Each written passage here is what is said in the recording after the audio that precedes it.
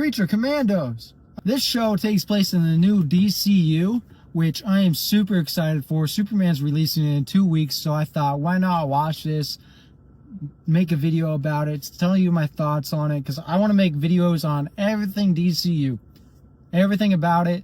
Maybe I'll miss a few things, maybe not. I don't know. I don't know what there is to come, which is great and exciting. But I know what's to come right here because I already watched this show. So this show basically canonizes the Suicide Squad and some of Peacemaker as in taking place in the new universe. So we've already had a new universe for like 4 years. We just didn't know. But yeah, I don't know what parts of it are going to stay canon and what's going to change, because they mentioned some things like Rick Flag dying, the starfish, the alien invasion, and so I don't think the Justice League part of Peacemaker is going to be in this new universe. So some of it's going to be canon, some of it's not. We'll find out in the future whenever things are mentioned. But Congress shut down Task Force X after Peacemaker, which makes a lot of sense because a lot of things happen there. So Waller can no longer use humans in her little suicide experiments, so she goes to monsters. Let's call it Task Force M. M for monster. Hate that line. Awful line. Should have cut that out of the show. That almost ruined the show for me. But good thing, the rest of the show was amazing, so they don't have to cut it out, because I just ignore it and make fun of it later for this video, as you do. You know what? I'm going back outside. Here. It took me 2 minutes to do this. I'm going back outside. We're going to have that production quality going on here. Here we go. Let's go. Yep, we're going. Production quality. Oh, we're moving. Oh, you motherfucker. Get out of here. Oh, my. So Circe is this Amazonian warrior, and she has this group of people called the Sons of Themyscira, and they are basically incels.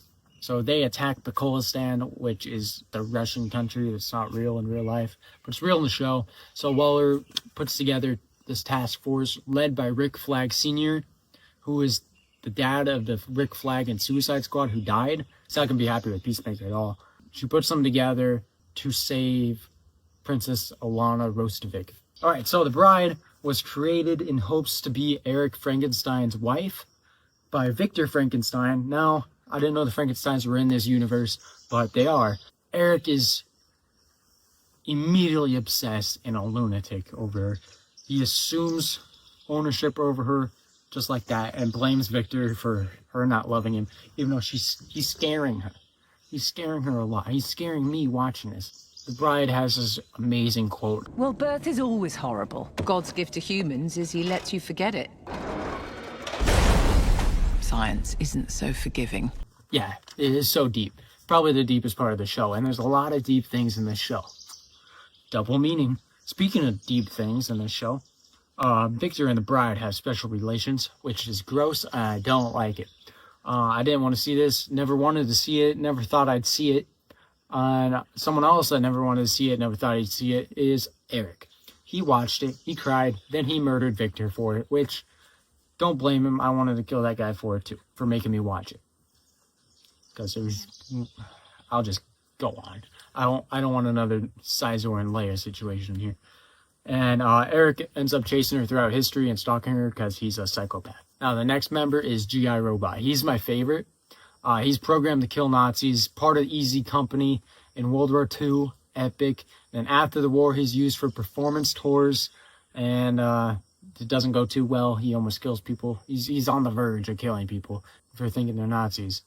And so they put him in the storage. He's eventually bought by a collector. Befriends him, dresses him up, all nice, watches shows together, epic. But then he brings him to a National Socialist town hall meeting, and G.I. Robot kills him and all of his friends. So that didn't go out well for him. Probably should have done research about this Nazi killing robot that only kills Nazis, only talks about killing Nazis. How long did he have him? And I can't believe in that span of him, because there was a while, it was enough for them to watch a show, all this.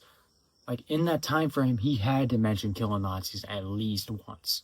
I don't know. Anyway, Weasel is in this. He was in the Suicide Squad. He's back in this. He didn't actually kill 27 children, which they accused him of. Only 8 died, and he didn't kill them. He actually played with them in the school. The kids actually, like, set a fire, as you do.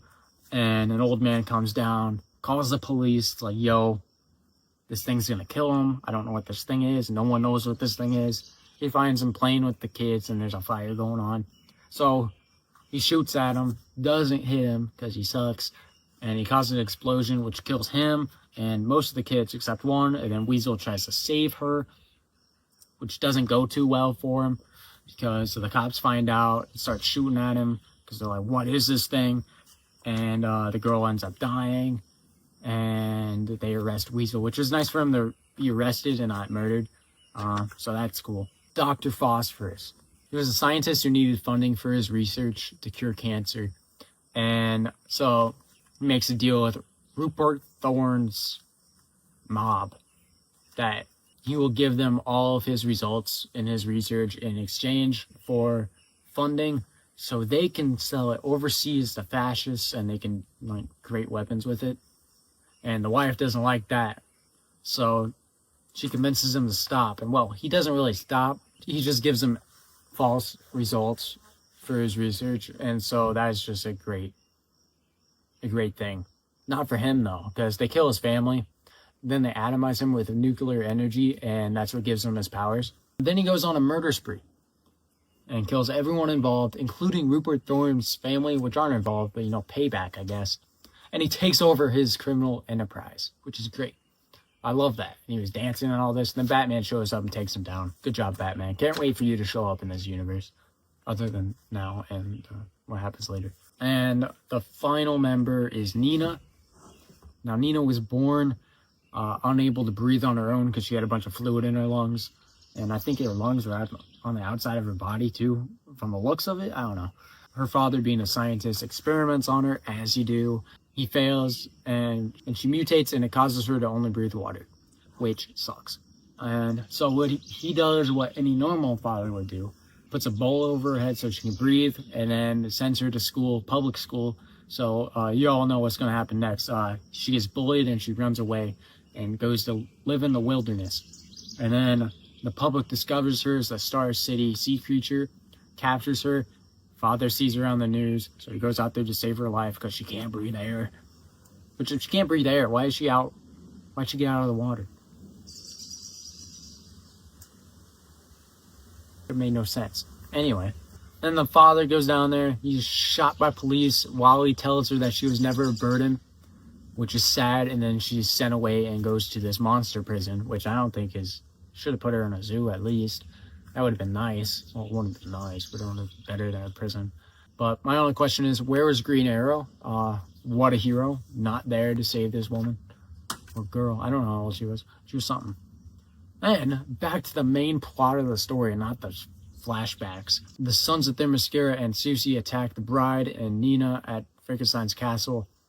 And they do this to lure Commandos there so they can kill the princess back at their castle. Back at the castle, when the commanders get there, G.I. is super excited. He kills all the Nazis like he's always wanted.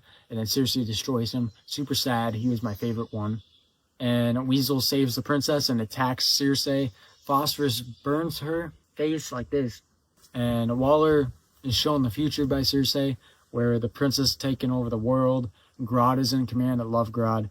And Superman, Batman, Wonder Woman, Supergirl, Hawkgirl, and Peacemaker are all killed. That I saw, there's probably more that were there. And this is all confirmed by Professor McPherson, who is a expert on all this somehow. And so Waller orders the princess's death. Flag disagrees, warns the princess, goes to investigate McPherson, and finds her dead at her house, then finds Clayface as the imposter. So Clayface fights them and severely injures Flag, and then Eric electrocutes Clayface, and I think he kills him because later Waller goes there and he is still in pieces on the ground, so I think he's dead. And so the princess has the commandos hunted down after Flag's warning, and Nina tries to kill the princess. She has to be convinced to do so because she's the only one that can. And she's tipped off by Weasel, and she kills Nina. Super sad. Didn't like it, but Then right after, obviously, Waller calls off the commandos. And the bride calls out the princess for working with Clayface because she saw him on the cameras with her. and then kills her for killing Nina because she doesn't care about the world or anything like that. She only cared about her friend. Great scene.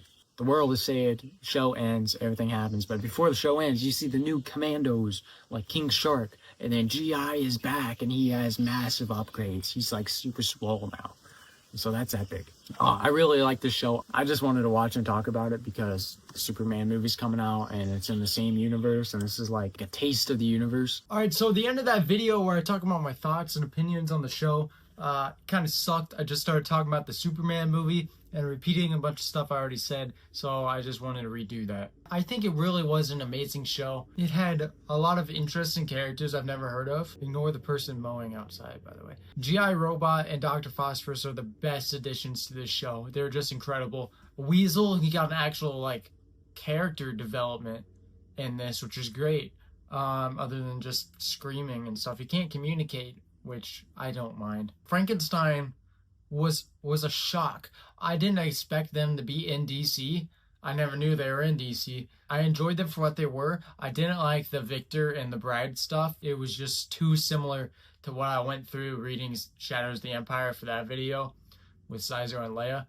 But it was worse because I had to see it. I think that was a low to the show. I think it's needed for I don't think it was needed to show it though. Just wasn't for me. I didn't enjoy it. Probably some freak out there enjoyed it, not me. Clayface was a nice addition. I'm not too familiar with Clayface other than the Lego Batman game.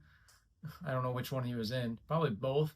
So yeah, this was a great show. I don't know if I want to do a tier list for the DCU like I'm doing with the Star Wars Expanded Universe.